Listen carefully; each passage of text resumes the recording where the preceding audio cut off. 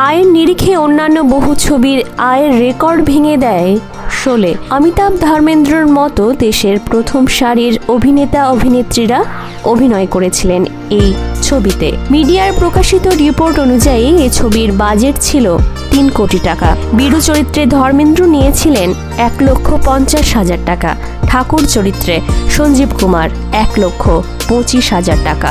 জয় চরিত্রে অমিতাভ বচ্চন 1 লক্ষ টাকা। বাসন্তীর চরিত্রে হেমা মালিনী 75,000 টাকা এবং গব্বর চরিত্রে আমজাদ খান 50,000 টাকা। তবে শোলে ছবিতে অভিনয় করেছিলেন শচীন পিলগাঁওকর। তিনি খুব ছোট্ট 2টি চরিত্রে অভিনয় করেছিলেন, যে চরিত্রের জন্য তাকে পারিশ্রমিকের বদলে দেওয়া হয়েছিল ফ্রিজ।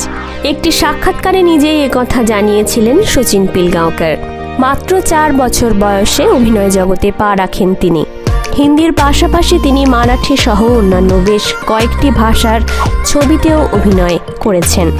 শিশু শিল্পী হিসেবে তাঁর অভিনয় যথেষ্ট প্রশংসিত।